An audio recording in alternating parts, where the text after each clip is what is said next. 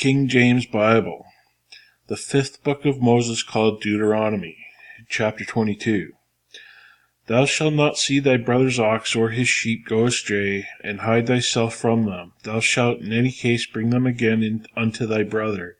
And if thy brother be not nigh unto thee, or if thou know him not, then thou shalt bring it unto thine own house, and it shall be with thee until thy brother seek after it, and thou shalt restore it to him again.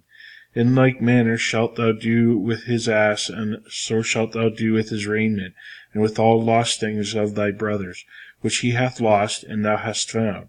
Shalt thou do likewise, thou mayest not hide thyself. Thou shalt not see thy brother's ass or his ox fall down by the way, and hide thyself from them. Thou shalt surely help them and lift them up again. The woman shall not wear that which pertaineth unto a man, neither shall a man put on a woman's garment. For all that do so are abomination unto thy God. If a bird's nest chance to be before thee in the way, in any tree or on the ground, whether they be young ones or eggs, or the dam sitting upon the young or upon the eggs, thou shalt not take the dam with the young, but thou shalt in any wise let the dam go, and take the young to thee, and it may be well with thee, and that thou mayest prolong thy days. When thou buildest a new house, then thou shalt make it a battlement for thy roof, and thou shalt bring not blood upon thine house, if any man fall from thence. Thou shalt not sow thy vineyard with divers seeds, lest the fruit of thy seed which thou hast sown, and the fruit of thy vineyard be defiled. Thou shalt not plow with an ox and an ass together. If thou shalt not wear a garment of divers sorts, as of woolen and linen together. Thou shalt make thee fringes upon the four corners of thy vesture, wherewith thou coverest thyself. If any man take a wife, and go in unto her, and hate her, and give occasion of speech against her, and bring up evil name upon her, and say, I took this woman when I came in unto her, I found her not a maid. Then shall the father of the damsel and her mother take and bring forth the tokens of her damsel's virginity unto the elders of the city in the gate, and the damsel's father shall say unto the elders, I gave my daughter unto this man to wife, and he hateth her. And lo, he hath given occasion of speech against her, saying, I found not thy daughter a maid, and yet there are tokens of my daughter's virginity.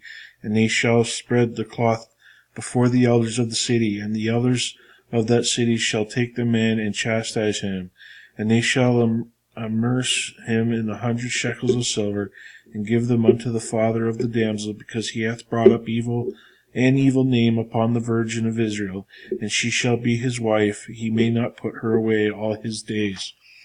But if this thing be true, and the tokens of virginity be not found for the damsel, then they shall bring out the damsel to the door of her father's house, and the men of the city shall stone her with stones, that she die, because she hath wrought folly in Israel, to play the whore in her father's house. So shalt thou put evil away from among you. If a man be found lying with a woman married to a husband, then they shall both of them die, both the man that lay with the woman and the woman. So shalt thou put away evil from Israel. If a damsel that is a virgin be betrothed unto a husband, and a man find her in the city, and lie with her, then ye shall bring them both out unto the gate of that city, and ye shall stone them with stones, that they die, the damsel because she cried not, being in the city, and the man because he hath humbled his neighbour's wife. So thou shalt put away evil from among you. But if a man find a betrothed damsel in the field, and a man force her, and lie with her, then the man only that lay with her shall die. But unto the damsel thou shalt do nothing. There is in the damsel no sin worthy of death. For as when a man riseth against his neighbour, and slayeth him, even so is this matter. For he found her in the field, and the betrothed damsel cried, and there was none to save her. If a man find a damsel that is a virgin, which is not betrothed, and lay hold on her, and lie with her, and they be found, then the man that lay with her shall give unto the damsel's father 50 shekels of silver, and shall be his wife, because he hath humbled her. He may not put her away all his days. A man shall not take his father's wife, nor discover his father's skirt. Chapter 23. He that is wounded in the stones, or hath his privy member cut off, shall not enter into the congregation of the Lord. A bastard shall not enter into the congregation of the Lord. Even to his 10th generation shall he not enter into the congregation of the Lord. An Amorite or a Moabite shall not enter into the congregation of the Lord. Even to their 10th generation shall they not enter into the congregation of the Lord forever. Because they met you not with bread and with water in the way, when ye came forth out of Egypt, and because they hired against the Balaam son of Beor of Pethor of Mesopotamia to curse thee.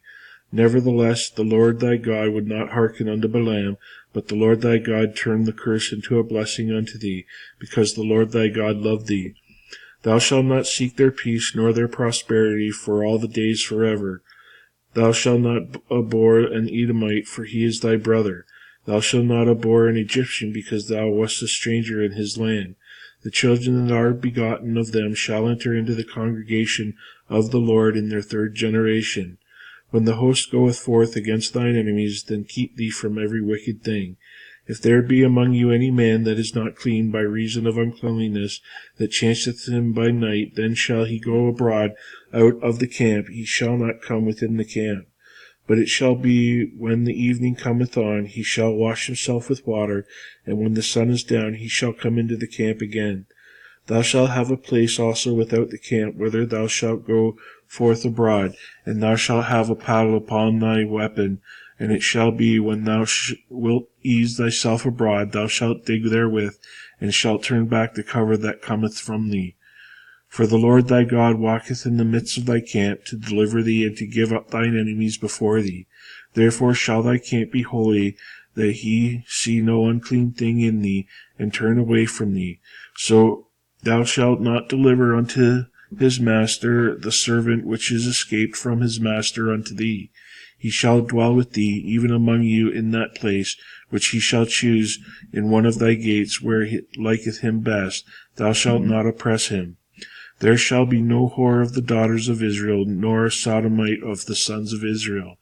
Thou shalt not bring the hire of a whore, or the price of a dog, into the house of the Lord thy God for any vow, for even both these are abomination unto the Lord thy God. Thou shalt not lend upon usury to thy brother, usury of money, usury of victuals, usury of anything that is lent upon usury. Unto a stranger thou mayest lend upon usury, but unto thy brother thou shalt not lend upon usury, that the Lord thy God may bless thee in all that thou settest thine hand in the land whither thou goest to possess it. When thou shalt vow a vow unto the Lord thy God, thou shalt not slack to pay it, for the Lord thy God will surely require it of thee, and it would be a sin in thee. If thou shalt forbear to vow, it shall be no sin in thee. That which is gone out of thy lips thou shalt keep and perform, even a freewill offering, according as thou hast vowed unto the Lord thy God, which thou hast promised with thy mouth. When thou comest into thy neighbour's vineyard, then thou mayest eat grapes. When thou comest into thy neighbour's vineyard, then thou mayest eat grapes thy fill at thine own pleasure, but thou shalt not put any in thy vessel. When thou comest into the standing corn of thy neighbour, then thou mayest pluck the ears of thine hand, but thou shalt not move a sickle unto thy neighbour's standing corn.